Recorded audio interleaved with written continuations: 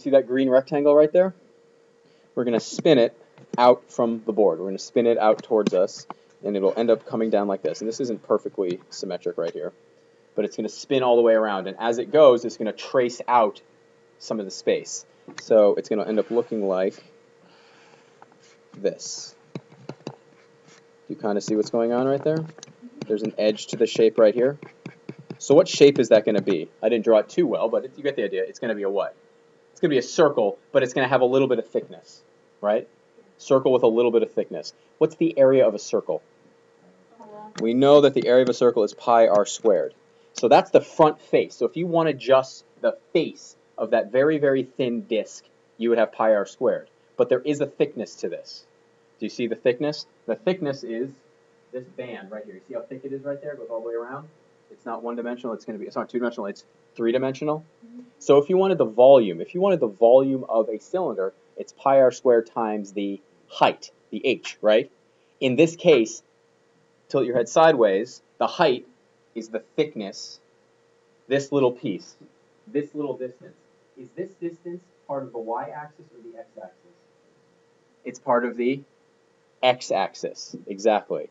So what you're looking at is part of the x-axis, an infinitesimally small part of the x-axis. We're going to call that dx. We have pi r squared times dx. This represents the volume of that one disk, that volume of the one disk.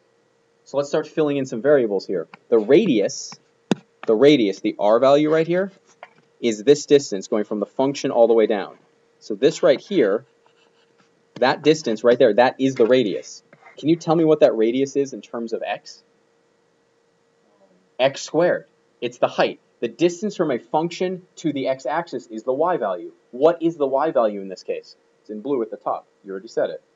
X squared. So at that specific x value, at any x value, what's the volume of the given washer going to be? And this is kind of a little bit of hand waving. It's not totally perfect notation. But what we're looking at is, this is x squared, the distance from the x-axis to the point. Does everybody kind of see that? So let's say we wanted to find the volume of this shape, meaning if I filled this entire thing up, if I filled that entire thing up with spun rectangles, so they would make lots of washers, so you'd stack them all up sideways. There'd be one, you'd end up with one right here, and then you'd end up with one right here, you'd end up with one right here. So do you see what I'm building, everybody?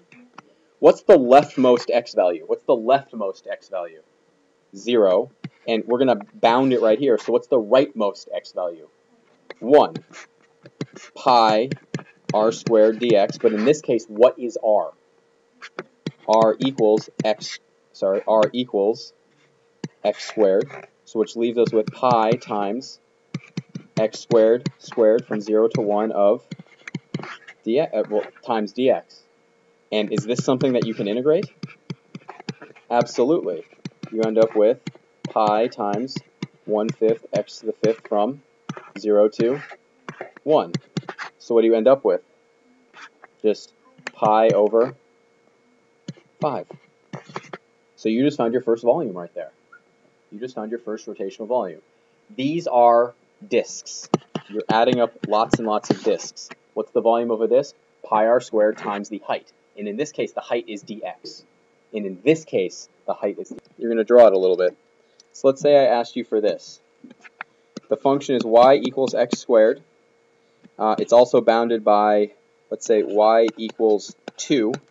And it's spun around the y-axis. Draw me a picture of what that looks like right now. Draw me a picture of what that looks like. You have this, and you go dy. What's the lowest y value? 0. What's the highest one, Hunter? 2. And now it's just pi times r squared. In this case, where's the r value? The r value goes from here all the way out to the function. What is this point right? What horizontal distance is what? Is that x or y? X. So that point right there is x comma x squared, right?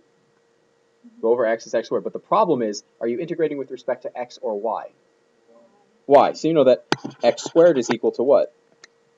So that's xy, right? we need to isolate x. So what does x equal? Plus or minus the square root of y. And in this case, since we want a positive, we want distance, and it's supposed to be positive, which one do we take?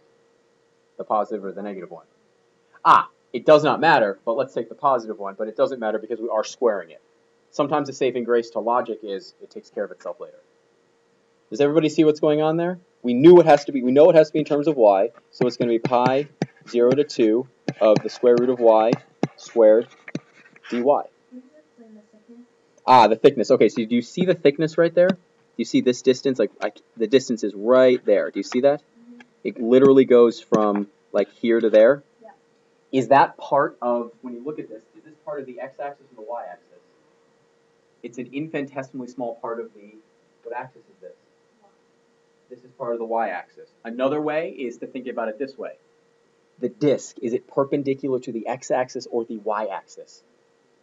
The y-axis. Whatever it's perpendicular to, that's what you're integrating with respect to. You're going with respect to y, so this has to be in terms of y. It must be in terms of y. And this one's kind of nice. What does this one come out to be? Pi times the integral of 0 to 2 of y dy. Are you going to get the same answer you got before? No. You're also not going to get the same answer as if you went from 0 to 1. You're going to get different things when you make different rotations.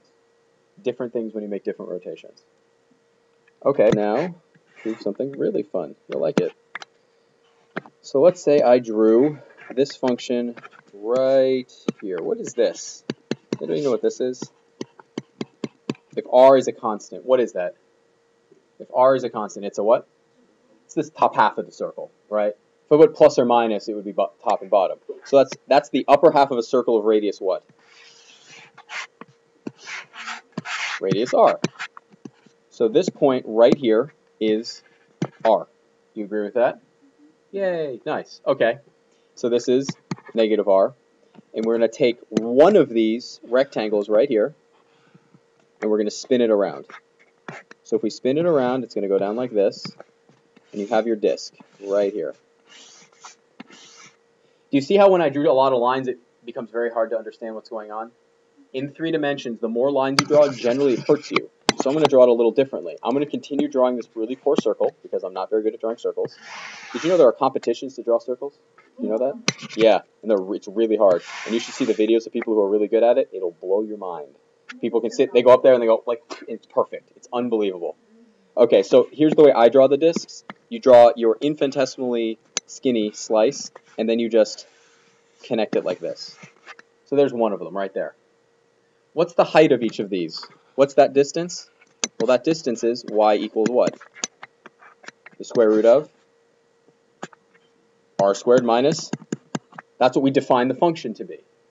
Okay, what's the lowest, is this going to be with respect to x or y? Is our slice perpendicular to the x-axis or the y-axis? So this thing is going to be in terms of x, and what's the left bound? What's the lowest x value that you're starting at? Negative r to r, and it's going to be pi, and in this case the radius squared is the square root of r squared minus squared. Because this right here is the height, so that's the radius, and it's squared. Are you okay so far? Yes, I realize it's poor judgment for me to use r in 2 places. That happens in math a lot. Because what do you think we're going to determine right now? Okay, so now, what happens when you square that square root? It becomes, and I just jumped somewhere, I don't know where I just jumped. I just jumped a page, right? It's very strange, I don't know how that happened. Becomes negative r to r of r squared minus x squared dx. Are we okay so far? R is a constant. We are integrating with respect to x. What is the integral of r squared going to be in terms of x? R squared x. So we have pi times r squared x minus 1/3 x cubed, and you're integrating that from what to what? Negative r to r. So let's plug in r. You get r cubed minus 1/3 r cubed. And what are you subtracting? Negative r cubed plus 1/3 what? Well, it's plus. It's going to be negative, so plus r cubed like this. You have to be careful of the negatives. We're okay.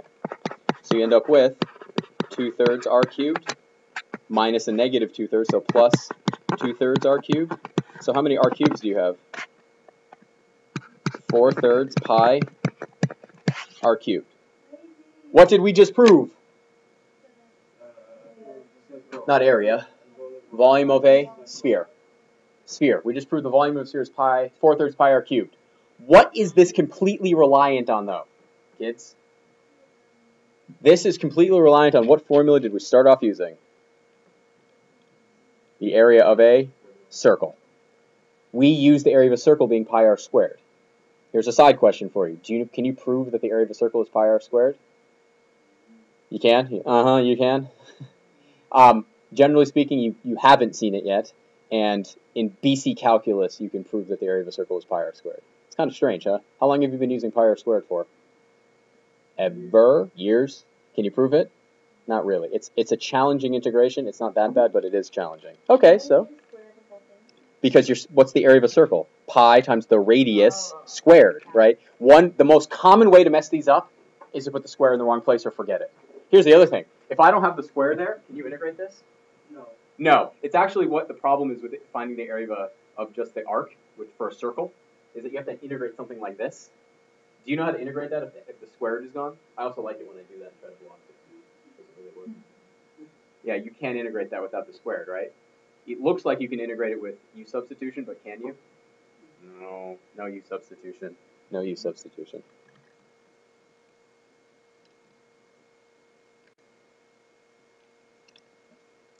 So let's draw the picture and see what happens. What do we end up with?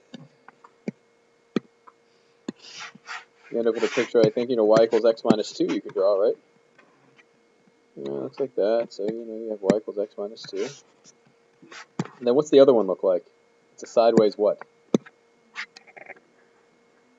So y is plus or minus, when x is 0, y is plus or minus. If x is 0, y is plus or minus 2, so it's going to be here and, say, up there. So you end up with, like this. Something vaguely like that. Where does it hit right there? What is that? X equals negative 4, right? So are you going to integrate with respect to x or y? Y. So you need the lowest y value, which is what? It's that one. What is that? Negative 2. And then what's the highest y value? Where do they intersect? Where do they intersect? X equals what?